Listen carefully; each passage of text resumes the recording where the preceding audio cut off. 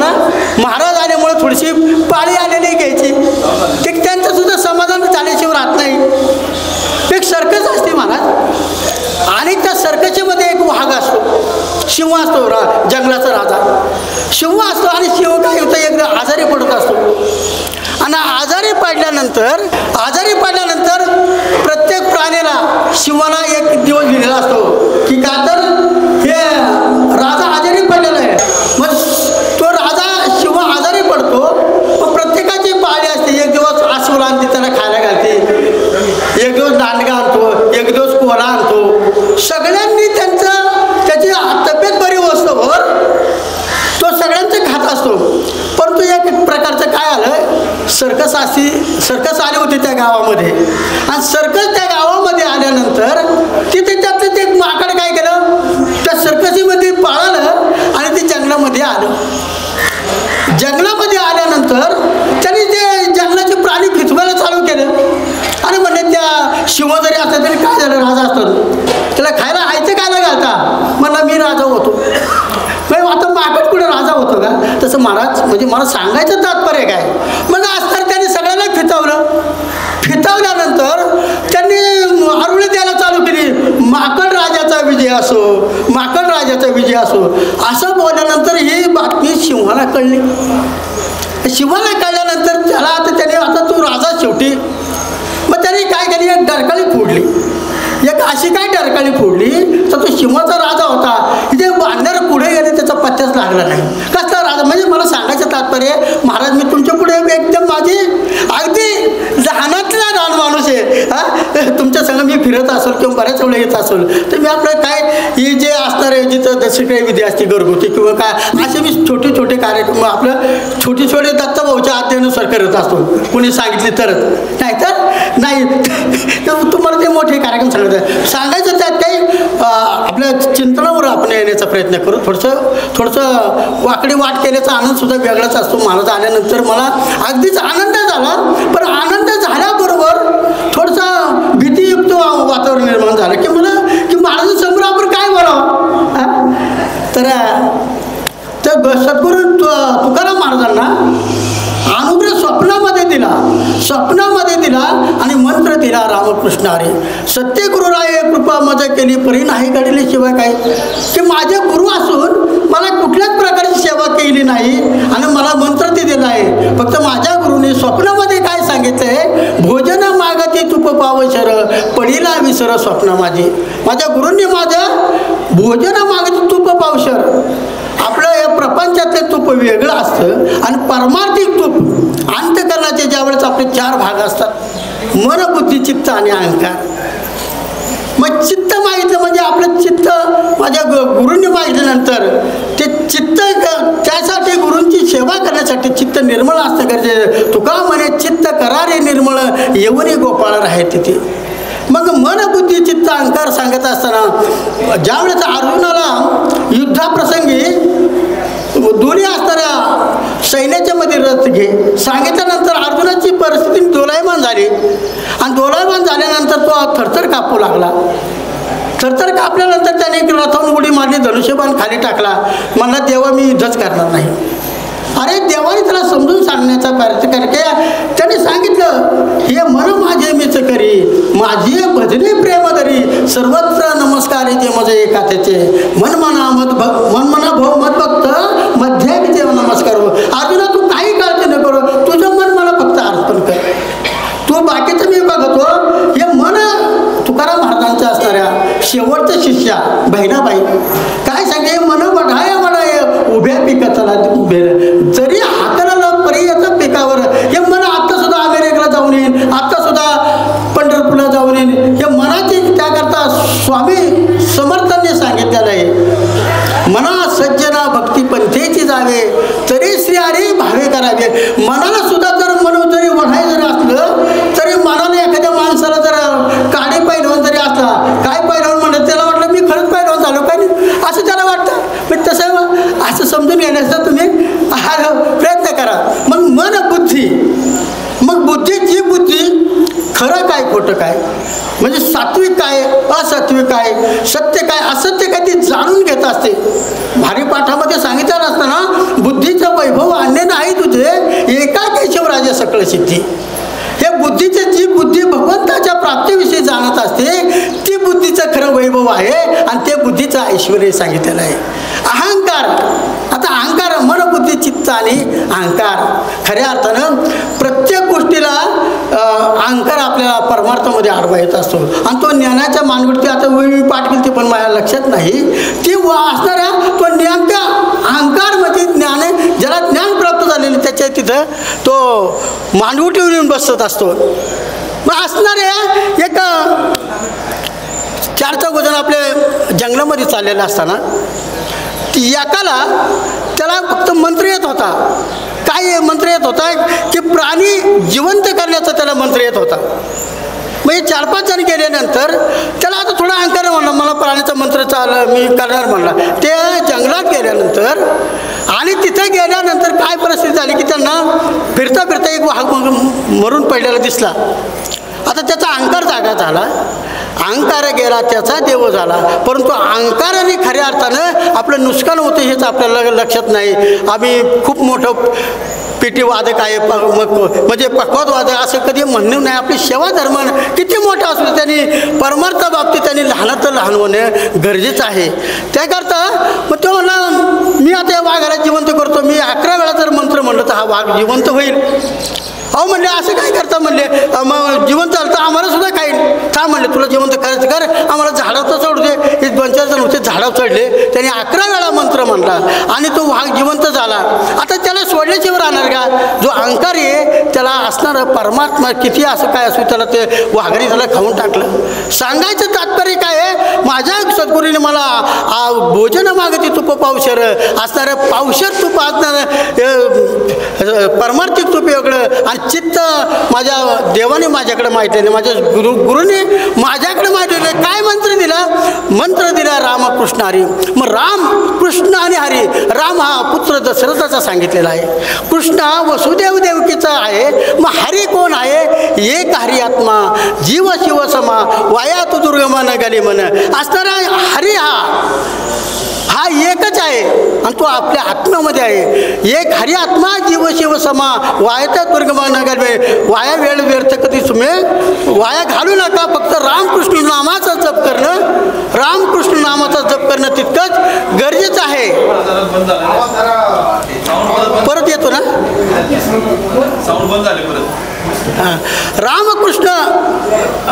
रामकृष्ण नामाचा जप केल्यानंतर खऱ्या अर्थाने आपल्या जीवनाचं सार्थक होत असतं. आता अभंगाचं एक सारांश रूपाने आपण घेतलेलं आहे ते आता तरी पुढे हाचे उपदेश नका करू नाशा आयुष्याचा. तुम्ही ह्या जगाच्या बाजारामध्ये आल्यानंतर देवे दिला देह भजन गोमटा सुंदर असणारा 3.5 हाताचा नरदेह प्राप्त कशासाठी दिलेला आहे आपल्याला? भगवंताचं नामस्मरण भगवंताचं प्राप्ती भगवंताचं चिंतन करण्यासाठी दिलेलं असताना त्यासाठी तुकाराम सांगते की भगवंत नामाने जगत असते. ज्ञानेश्वर माऊली सांगत असतात माझी भजना विना जळो त्याचे जियले पण पृथ्वीवरील पाशाला नसते काही. अहो माझ्या मनुष्य देहाला येऊन माझं जर भजन माझं जर नामचिंतन जर करत नसेल तर पृथ्वीवरील असणारे दगडात तुमच्यात काहीच फरक नाही. त्याच्यासाठी हे साथी आली ओळंगा सारंग धरून नाही तरी संसार जायला राया कमनाचे मायबाप कमनाचे गणवत मृग जळावत जायला राया. या जगाच्या बाजारामध्ये आल्यानंतर या जगाच्या बाजारामध्ये मनुष्य देह प्राप्त झाले हे साथी आली ओळंगा सारंग धरून म्हणजे तुम्ही भगवंताला ओळखायला शिका. नाहीतर हा संसार या देहाला संसार म्हटलेला आहे. आपल्या हिताचे नव्हते सायचं ग्रहदार असं धनवित खऱ्या अर्थाने या ध्येयाला संसार म्हटला असेल तर आपल्या हिताचं धन संपत्ती बायका मुले काही नसतं. अंतकालीचा सोयरा तुका म्हणे विठुदारा. खऱ्या अर्थानं अंतकाळी भगवंतच आपल्याला सोडवत असतो नाही तर अन्यथा कुणी सोडू शकत नाही. मग ह्या लोकीचा देव इच्छिता ते पावे धन्य आम्ही जन्म आलो दास विठोबाचे झालो. महाराज सांगत असतात आम्ही खरं आणि धन्य झालो मनुष्य देहाला येऊन सुद्धा आणि धन्य झाल्यानंतर भगवंताचे दास झालो नाही. या लोकीच्या साधने सच्चिदानंद पदवी घेणे या मनुष्य देहात येऊनच भगवंताची प्राप्ती करण्याची एवढी आपल्या या देहामध्ये सामर्थ्य आहे का? तर पशु काय झालं ती केलेलं आपण कधी ऐकलं नाही. जास्त विस्तार करण्यासुद्धा जेवढी बुद्धिमत्ता असेल तेवढं बोलणं तितकंच गरजेचं असतं. मग मनुष्य देहाला आल्यानंतर मनुष्याने कुठेतरी अनुताप करणं गरजेचं आहे.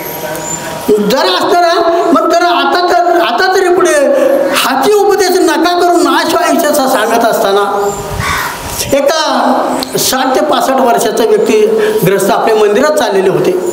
काहीतरी उदाहरण दिल्याशिवाय अभंगाचं स्वरूप कळत नाही महाराज. येडं का वाकडा बोल बोकडे काहीतरी उदाहरण द्यावंच लागतं.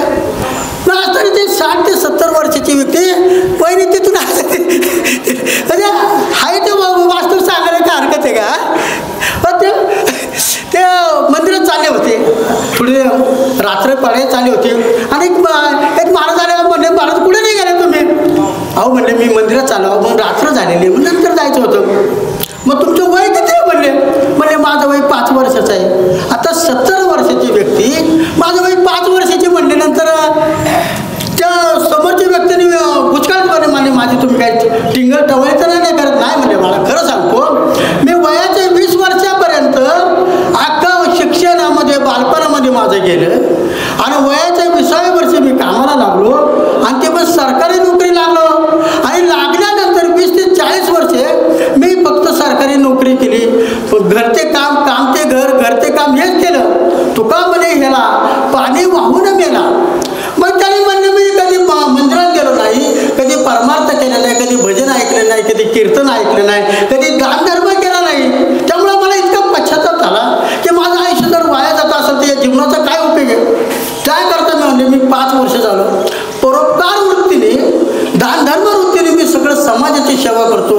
रोज हरिपाठ म्हणतो, नामस्मरण चिंतन करतो, एखाद्या रंजने गाजण्याची सेवा करतो आणि ज्यावेळेस मला निवृत्ती वेतन पेन्शन मिळते त्यातला काही भाग मी काय करतो असतो खर्च करत असल्यामुळे या गोष्टी मी 5 वर्ष झालं करतो. माझं खरं आयुष्य किती आहे 5 वर्षाचंच आहे. त्यामुळं त्या महाराजांना पटलं. मग माणसाला मनुष्य देहाला येऊन कुठेतरी पश्चाताप घडणं गरजेचं आहे. अनुताप दोषे जाय न लागता निमिष अनुताप दोष जाय न लागत परी राहे विसावला आधी अंती त्वची भेला. तुका म्हणे पापा लागो निधी अनुतापा. तुम्हाला क्षणात जर अनुताप घडला पश्चाताप घडला आपल्या मनुष्य देहात येऊन कधी भगवंताचं नामस्मरण केलं इथून पुढे मला करायचं आता तरी पुढे इथून पुढे मी भगवंताचं नामस्मरण केल्याशिवाय जीवनच जगणार नाही. खऱ्या करता त्याच क्षणामध्ये आपलं काय करतं आयुष्यामध्ये सगळी पापं निघून जात असतात. आपल्याला हे उदाहरण सगळ्याला ज्ञातच आहे, सगळ्याला माहितीच आहे. काय उदाहरण आहे वाल्या कोणाने अनंत पापं केली, अनंत लोकांना मारझोड केली, कितीतरी असताना यातना केल्या पण होतील संतांची या भेटी सांगू सुखाची या गोष्टी. साधू संतांना शरण गेल्यानंतर आपल्याला ते जीवनाचा उद्धारच करून देत असतात. पाण्याचं गोठं इथे अरे बरेच अरे पाणी असेल पाण्याचं तरी घटकुली तर असं काय हरकत नाही. अगदी संगती निर्माण होती महाराज. माणसाला पश्चाताप काढला पाहिजे, अनुताप काढला पाहिजे. मग अनुताप ज्या रीतीने आपल्याला पश्चाताप घडतो त्या अर्थाने खऱ्या आपल्याला परमार्थ चालू करण्याची आपली क्षमता चालू होत असते. आम्ही एखाद्या माणसाला भेटायला गेलो ना त्याचं दुःख पहिलं आम्ही निरसन करत असतो. त्याला इतका आनंद होतो तितका आनंद होतो तो म्हणतो माझं आणलेलं तुम्ही काहीतरी खाना. पण त्याचं आम्ही खाल्यानंतर त्याला उलट त्याचं दुःख कमी होत असतं. आमचं जर थोडंसं जपाने उलट प्राणाचा तिथेही मनाचा निर्धाराचा आम्ही निर्धाराने सेवा करण्याचा खऱ्या अर्थ प्रयत्न करतो. आणि त्याच्याही कुठंतरी असणार त्याचं उहापोह करणं महाराज मला आवडत नाही. स्तुती भीती मला असं वाटतं हे कानाने ऐके सकल संबंध ज्यांनी अधुनाग तोची योगी कर्म करून रागे नोहेची पडे. एक समाजाची सेवा करत असताना खऱ्या अर्थाने निष्काम कर्मयोगी बघा. कधी पैशाची याची त्याची अपेक्षा करू धरू नका. तो खऱ्या अर्थाने कर्मयोगी तोच खऱ्या अर्थाने संन्यासी होत असतो. सांगायचं तात्पर्य म्हणजे ते वाल्या असताना घरी आला आणि बायका मुलांना विचारलं अरे वाल्या कोणी घरी आला बायकोला विचारलं मुलाने विचारलं मी आतापर्यंत पाप केली ह्याचं काहीतरी तुम्ही घ्यासाल का वाटा घरी. म्हणजे मी कसं येणार तुमचं कामच आमचं पोट भरायचं. ते बिचारी हुशार होती आणि ती बाहेर आली वरांड्यावर आणि काट हो मला काटा मोडला. ते धावत आला, म्हणलं कुठं मोडला काटा?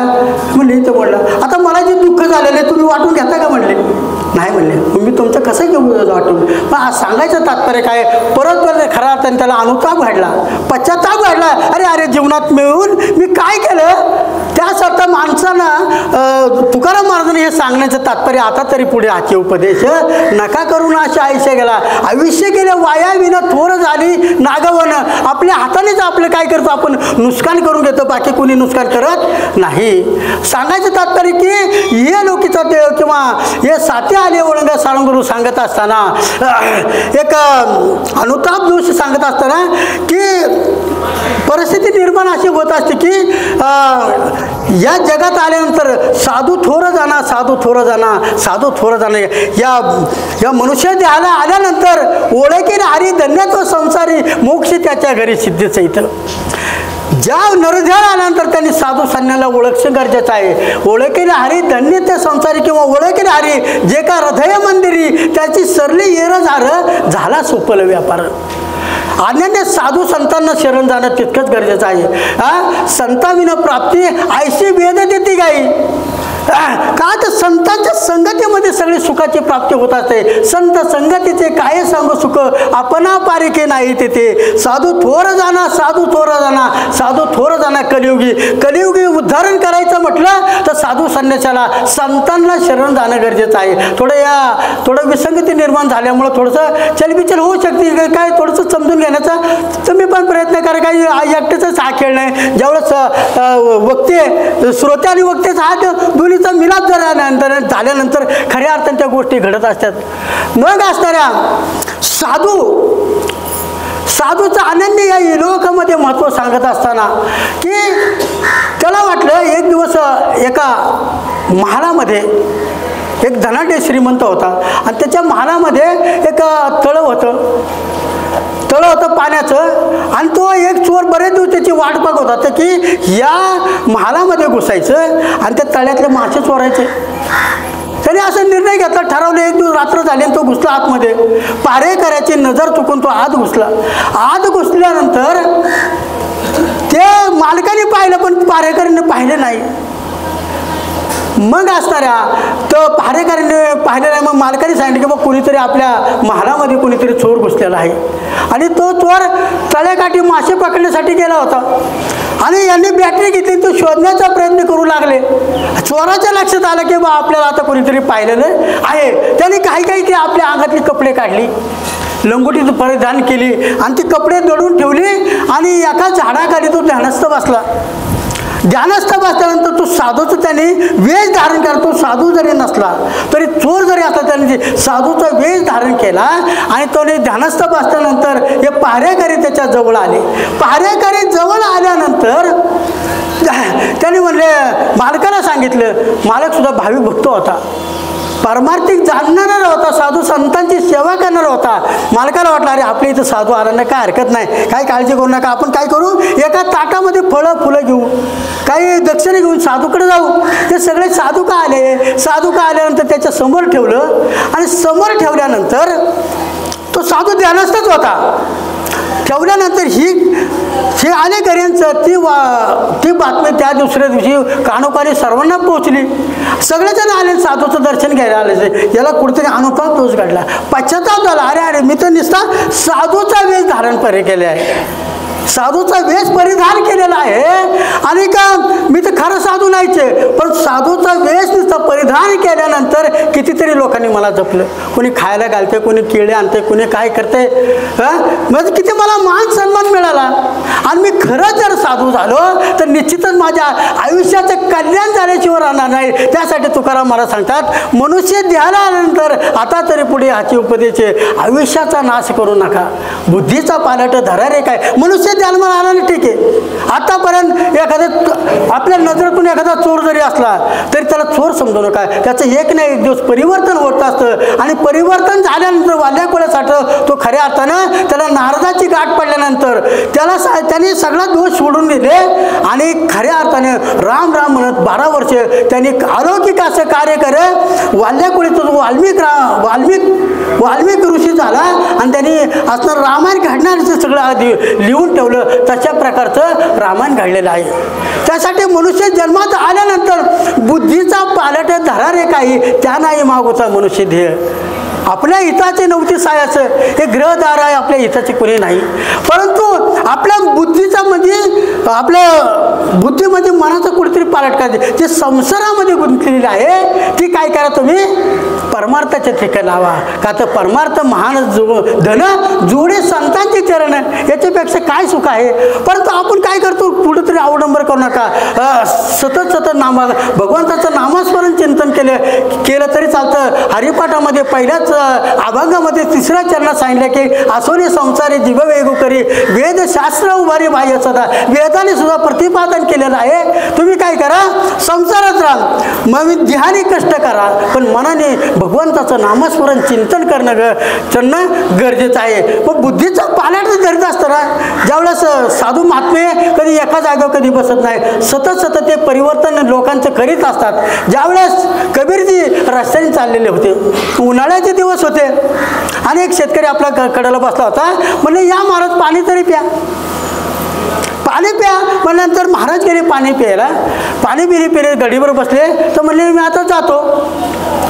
तर तो शेतकरी वर्ग म्हणजे थोडंसं आज्ञेनेच असतो. त्यांना बिचाऱ्यांना एवढं माहिती नसतं. खऱ्या अर्थानं महाराज सांगायचं तात्पर्य काय, आपण या भौतिक जगतामध्ये जगत असताना आपण आध्यात्मिकेचं लेवल जर लावलं असेल आणि आध्यात्मिक म्हणून जर घेत असेल तर खऱ्या अर्थानं आज परिस्थिती अशी आध्यात्मिक म्हणून जर घेत असेल तर खरंच आपण आध्यात्मिक आहे का याचं आत्मचिंतन करणं गरजेचं आहे. का तर आज आपण एकामेकीचा जर सर्वसामान्यमध्ये दोष करत नाही ते आज आपण एकामेकीचा दोष करत असतो. कुणाही जीवाचा न घडव मत्सर हे आपण बोलतो पण नेमकं विसरत असतो. असणार कितीतरी असणार खऱ्या अर्थानं तो संन्यासी असतो, साधू असतो, आपलं चित्त निर्मळ करतो आणि समाजाची सेवा करीत असतो. तो खरं संन्यासी असतो, तो खरं साधू असतो.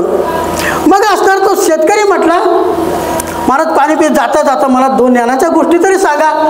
तर मग कबीरजी म्हणाले यहाँ से उखाडो इधर लगाओ, यहाँ से उखाडो इधर लगाओ. आणि असं म्हणल्यानंतर शेतकऱ्याला काय लक्षात आहे ना. तर कबीरजी म्हणले बाबा तुम्ही कांदा लागवड करता का. करतो म्हणले. आम्ही एका वाफ्यातून दुसऱ्या वाफ्यामध्ये ते कांदा लागवड करत असतो. मग असं करा तुम्ही तुमचं प्रपंचामध्ये असणारं संसारामध्ये असताना जे मन गुंतलेलं आहे ते मन काय करता बाजूला करा आणि परमार्थाच्या ठिकाणी लावा. न लगे ते सायासच अभिमानांतरा सुखे येतो घरा नारायण. हा भगवंत तुमच्याकडे सुखाने सुद्धा येत असते. का तर हे साधू संत जन्माला आलेले का तर आम्ही वैकुंठवासी या लोकीचा ते देव इच्छिता ते पाय. हा आपल्याला मनुष्य मिळालेला देव सुद्धा इच्छा करीत असतात. मृत्यू लोकांचं ते अमर इच्छिता ती पाये मृत्यू लोके व्हावा जन्मामा. देव सुद्धा हा आपल्या मनुष्य देहासारखा देह मिळावा आपल्याला म्हणजे ते अपेक्षा करतात. मग आपल्याला मिळून सुद्धा आपण जर कल्याण करत नसेल तर याच्यापेक्षा आपण काय नुकसान केल्याशिवाय राहत नाही. नका करू ना असं आयुष्याचा. कळकळीने तुकाराम महाराज आपल्याला विनंती करत असताना मग या लोकेचा देव मग स्वर्गामध्ये काही कमी आहे का. स्वर्गामध्ये असणाऱ्या अमृताचे झरेचे झरे आहे. कामधेनूची किल्लार आहे. हत्ती ऐरावतासारखी हत्या आहे. सगळे सुख आहे पण भक्तीमधलं जे सुख आहे ते स्वर्गात सुद्धा नाही. त्याच्याकरता आपलं सर्वसामान्य जीवाने खऱ्या अर्थानं परमार्थ भक्ती करणं गरजेचं आहे आणि ते मोकळ्या मनाने करा. कुणाही जीवाचा न घडावा मत्सर अशा पद्धतीने तुम्ही खऱ्या अर्थाने परमार्थ करा. मग याचं झालं नाही त्याला त्याचा अभंग मी दत्तभाऊंनी मी सांगत असतो अभंग गाण्यापेक्षा अभंग जगण्याला शिका. खरा अर्थ तो आपल्याला परमार्थ झाल्याशिवाय राहत नाही. मग बुद्धीचा पालटदार का तुम्ही जी बुद्धी भगवंताच्या नामस्मरण चिंतने करत असतो ती करा. आज स्त्रियांच्यासाठी एखादी जरी गोष्ट सांगणं तितकंच गरजेचं असते. तुमचं मन सुद्धा आनंदी झाल्याशिवाय हा परमार्थ सुद्धा सफल झाल्याशिवाय राहणार नाही. का आसक्ती काय होतं दुःखाला कारणीभूत होत असतं. 12ला चालू केलेले महाराज मी माझ्या पद्धतीने 12 ते 1 तासाची सेवा करण्याचा मी प्रयत्न करणार आहे. आणि मी साळुंखे मंजूला बोलत शिवानी शिकविता त्यांनी वेगळा तो ज्यावेळेस मी चिंतन मांडतो ज्यावेळेस अभ्यास करतो ना महाराज काय बोलता मग मी स्वतः टिपून घेत असतो, म्हणजे तुम्ही त्या अनुभवातले म्हणून तुम्हाला सांगणं गरजेचं आहे. का तर माझ्या लक्षात राहत नाही काय देव बोलून घेतो मला सुद्धा कळत नाही. का तर याला असं ते साध्य करीतच जायचं. तुका म्हणे अभ्यास, अभ्यासाशिवाय कुठल्या गोष्टी प्राप्त होत नाही. मग असणारी सासू सुनाचं कधी पटलं नाही, सतत भांडण तंट बांधस महाराजा. आणि मग काय आलं, सासू आजारी पडली आणि सासू निवर्तली, म्हणजे निधन झालं. निधन झाल्यानंतर सुनाला फार मोठं उमळाला, रडायला लागली. आज सासू सुनाची परिस्थिती समाजामध्ये पाहिलं तर फार गुंतागुंतीची झालेली आहे. प्रत्येक आईच्या स्वरूपात सासूला पाहणं ह्याच्यापेक्षा दुःख एकंत आहे. आपण जरी पारमार्थिक माणसं असलं तरी खरं जी माया बाप अवघी काशी त्याने न जावे तीर्थाशी. माय बापासारखे सासू सासऱ्याला जर जपलं तर खऱ्या अर्थात तुमचं हेच तीर्थ आहे, वेगळं सांगण्याची गरज नाही. पण परमार्थिक म्हणून घेणारे सुद्धा कधी सासू सासऱ्याची सेवा करतात की नाही हे आत्मचिंतन तुम्ही करणं गरजेचं आहे. परिस्थिती अशी निर्माण झाल्यानंतर सासू निवर्तली, कधी पटलं नाही आयुष्यामध्ये, पण तिने मोठा हांबरणा फोडला आणि ते प्रेत यात्रा पडली. आणि प्रेत यात्रा पडल्यानंतर ती कंबर तर पुसू लागली. म्हणजे का आता त्या तिजुरीच्या त्यावेळेस सासूकडे होत्या. पुढे काय परमात्र मेल्याचं दुःख नाही, पण खरं म्हातारे मेल्याचं दुःख नाही. हा काळ सोकवत चाललेला आहे. आज या समाजामध्ये काळ खऱ्या अर्थानं शोकत चाललेला आहे. आणि ते किल्ल्यात बसत होते रडता रडता. मग तिच्या मैत्रिणी विचारलं, अगं तुम्ही कधी तुमचं पटलं नाही, कधी बोलणं नाही, एवढी रडते काय, तिच्या पार पडते काय, असं काय तसं काय. अगं म्हणली मी तुला सांगते पण पुन्हा सांगू नको, मी म्हातारीच्या तिजुरीच्या चाव्या तपाशीत होते. आता म्हणजे सांगायचं तात्पर्य काय, दुसऱ्या चरणात आपण चिंतन मांडत असताना आता तरी पुढे हाची उपदेश नका करू नाश आयुष्याचा.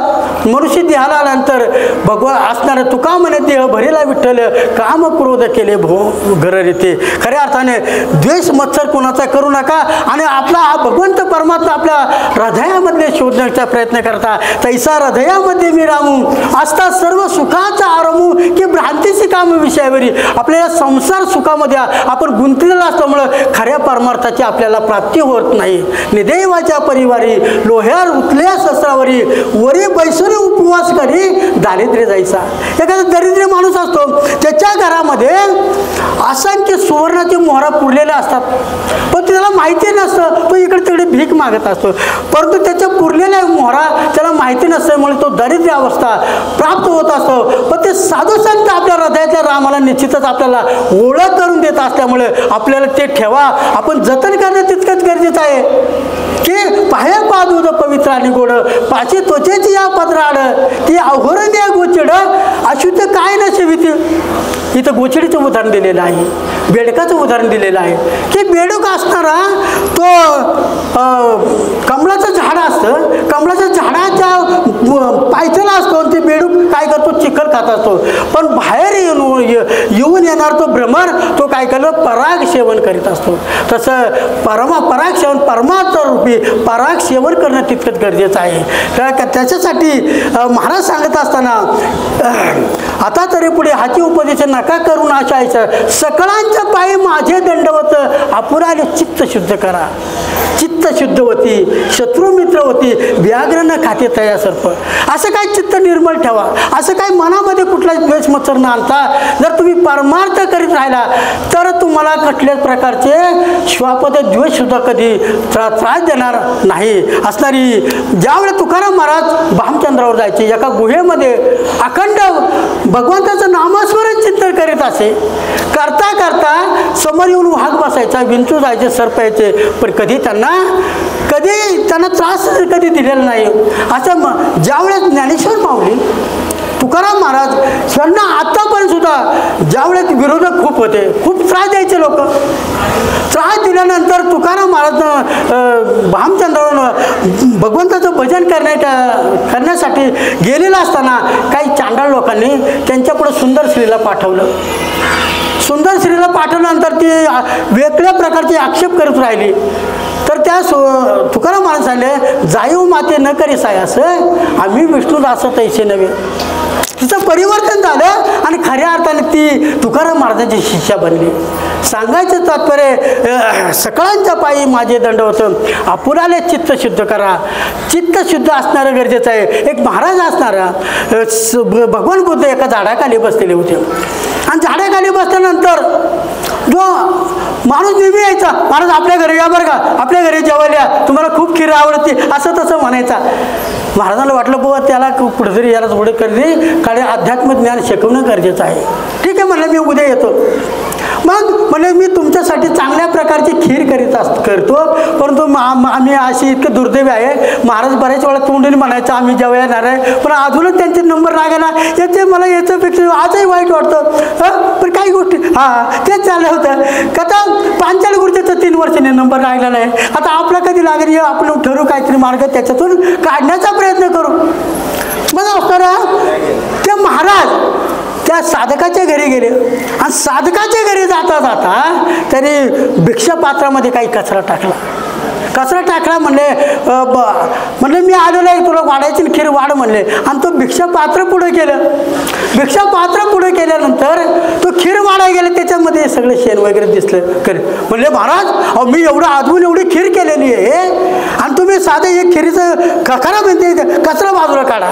महाराजांनी त्यांना नम्र भावनेने सांगितलं, बाळा जसं तुला वाटतं तुझी खीर खराब होईल तसं मला सुद्धा वाटतं तुझं ज्ञान प्राप्त झालेलं ते सुद्धा खराब होईल. तुझा अहंकार बाजूला कर आणि तो आत्मचित्ताने आत्मसुखाची या गोड्या विटे का जो सकळ विषय तयाच्या ठाई पापाचा रे गाव नाही. खऱ्या अर्थाने ज्याला आत्मसुख प्राप्त झालेले, जो आत्मचिंतन करतो त्याला कुठल्याच प्रकारचं त्याला खऱ्या अर्थात ते आत्मसुख वेगळंच असतं.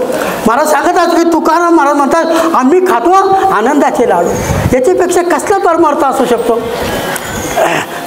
असा परिस्थिती अशी निर्माण होत असताना थोडं आज कागद उडला तरी विसंगती निर्माण होती. म्हणजे त्याला काय अर्थ आहे का, कागदाला सुद्धा हे पटाना का काय हे पण काढायला मराठ्यावर काय राहू द्या. आता मग परिस्थिती नाही ते महाराज सांगत असताना हित ते करावे देवाचे चिंतन करून या मन एकविधी. आपलं हित करायचं म्हटलं तर देवाचं चिंतन करणं गरजेचं आहे. आपल्या हिताचे नव्हते सायाचं ग्रहदारा असं हे त्याच्यासाठी महाराज सांगत असते की आपल्या हितात वहाचे जागता धन्य माता पिता तयाची या. जे आपल्या हिताचे जागृत असतात त्याचे आईबाप धन्य असतात, त्याचं कुळ धन्य असतं. कुळे कन्यापुत्र होते जे सात्विक तयाचा हरिक वाटे देवा. तुकाराम महाराज विनम्र भावाने सांगतात हे जे परमार्थिक क्षेत्रामध्ये लहान मुलं गीता भागवताचं श्रवण करत असतात, अखंड चिंतन भगवंताचं नामस्मरण चिंतन करतात, प्रवचन रूपी सेवा करत असतात, असणारं कीर्तन प्रवचन त्यांच्या हातून त्यांची माझ्या हातून सेवा घडू. संतांना किती आम्ही वैकुंठवासी आहोत याला काच्याने झाडू संतांचे मार्ग आडराने भरले जग. हे खरं आता ना अज्ञानाने जग भरलेलं आहे. हा देह माझा आहे, देह माझा असं म्हणू नका.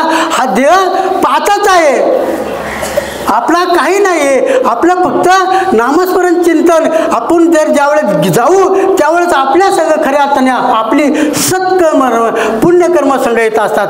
तया पुण्याची पावटी सरे सगळेपणाची उठी उतरे येऊ लागते माघारी मृत्यू लोके. अब तुम्ही पुण्य किती करा, तुम्हाला जर असणारं पुण्य जरी केलं, स्वर्गाची प्राप्ती जरी झाली तरी तुम्हाला तुमचं स्वर्गात गेल्यानंतर तुमचं पुण्याचा संचय संपल्यानंतर येऊ लागते माघारी मृत्यू. त्याकरता तुकाराम महाराज आपल्या भगवंताला विनंती करतात हे जे जाण्यात आहे का देवा तुझा विसर नेवा. आता या जीवनाला मनुष्याला जन्माला येणं काय साध्या गोष्टी आहे का. एक वेळ करी या दुःखा वेगळं. तुकाराम महाराज परत असं पण मग सांगतात की एक कबीर द्या दुःख वेगळं दुरितांचे जाळे उगवणे. रात्रंदिवस मी पांडुरंगा तुझं नामस्मरण चिंतन करून मला आपण दुःखातून वेगळा कर. पण ज्यावेळेस हा जीव बाहेर राहत असतो त्यावेळेस मी कवा कवा म्हणतो आणि या माया मोहने ग्रस्त झाल्यामुळे भगवंताचं नामस्मरण चिंतन विसरत असतो. जीवाला यावं लागतं. संत हे जगाच्या कल्याणा संतांची उभूती देह कष्टविती परोपकारी. हे साधू संत केवळ तुमच्या आमच्यासारख्या उद्धारासाठी येत असतात. बाकी त्यांचं दुसरं काय काम आणि देवाला मात्र आणावा लागतो. साधू संत इतके दयाळू असतात, कृपाळू दयाळू माझा ज्ञानेश्वर. किती त्यांना त्रास झाला तरी ते दुसऱ्याला त्रास देऊन देत. देवाचं म्हणणं काय आहे, धर्म रक्षावय अवतार घ्यायची, भक्ता राखे पायापाशी, दुर्जनाची संवारी.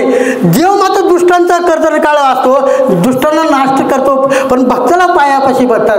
परंतु असणाऱ्या हे साधू संत काय करत असतात, त्या साधू संत दुष्टांचं सुद्धा कल्याण करत असतात. त्याकरता आपले गुरुवर्य निवृत्तीनाथ प्रसन्न झाले आणि ज्ञानेश्वर माऊलीनं तुम्हाला मागायचं तर काय मागा, आता विश्वात्मके देवे येणे वागा यज्ञ तोषावे, तोषवणे मज द्यावे पसा येदाने. माझ्या गुरुवर्यानं ज्ञानेश्वर माऊली प्रसन्न झाले, मला द्यायचं तर माझ्या समाजासाठी काहीतरी द्या. दुरितांचे ते जे खळांचे वैकटी सांडो, तया सत्कर्मी रती वाढो, भूता परस्परे पडो मैत्र जीवांचे.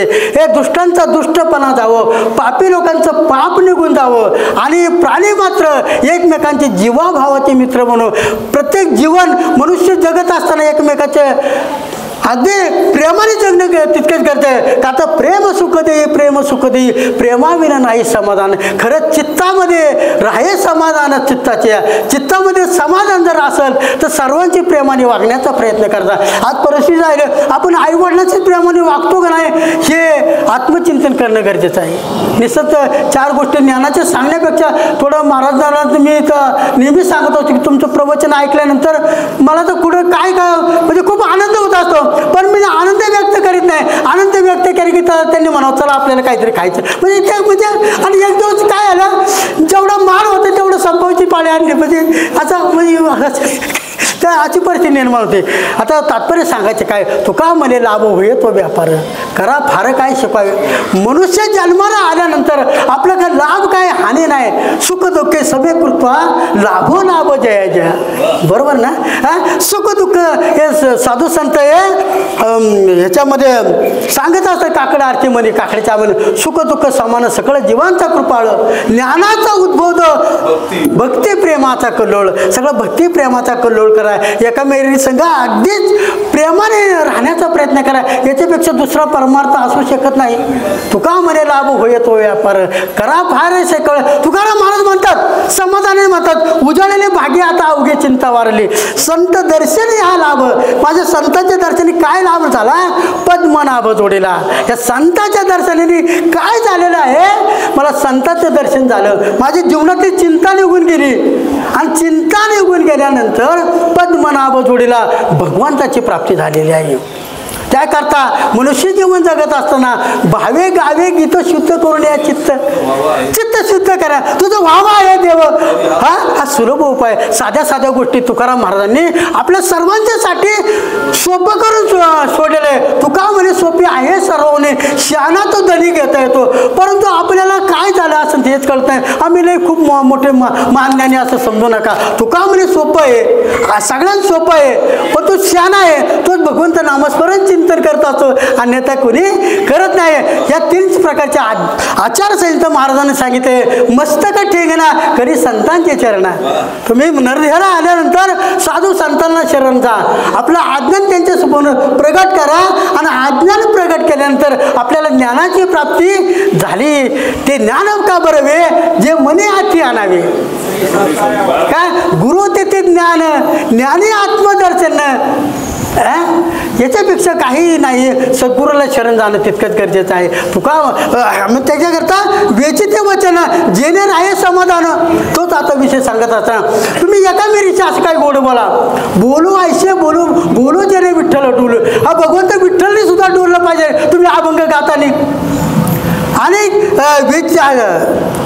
ते निंदाचे काय शब्द आहेत, अनेकांची कानी गुणदोष न माने. तुम्ही काय करा, मनुष्य जीवन जगत असताना खऱ्या अर्थानं कुणाची निंदा करू नका आणि कुणाची निंदा सुद्धा ऐकू नका. कुणाची निंदा कुणाही जीवाचा न घडव मत्सर वर्म सर्वेश्वर पूजनाचा. सगळे तुका म्हणे एका देहाचे हवे, सुख दुःख जीव भोगा पावे. आपण देहाला आल्यानंतर आपल्या देहानेच आपण कर्म करत असतो. मग सुख दुःख जीवाला का भोगत असतं, आपली पापात्मक कर्म केली तर आपल्याला दुःख निर्माण होतं आणि पुण्यात्मक कर्म केली, परोपकार केला तर आपल्याला सुखाची प्राप्ती होत करत असते. याच्यापेक्षा दुसरं काय सांगायला पाहिजे. काय तुका म्हणे लाभ होय तो व्यापार, करा बाहेर काय शिकवाय. जीवनाचा लाभ कोणी उठवला असेल तर राजा हरिश्चंद्राने उठवला. जीवनाचा लाभ कोणी उठवला तर राजा बळीराजाने उठवला. देवाने किती मागितलं तरी सर्वस्व दान करून टाकलं. जीवनाचा लाभ कोणी उठवला? कर्णाने उठवला. अख्खी कवच कुंडलच काढून दिली हो देवाने मागितल्यानंतर. पुंडली कोरदे हरी विठ्ठल श्री ज्ञानदेव तुकाराम पंढरीनाथ भगवान की जय. माऊली ज्ञानेश्वर महाराज की जय. जगद्गुरु तुकाराम महाराज की जय. संत सावतामाळी महाराज की जय. संत तुकाराम महाराज की जय. हिरा माता की जय.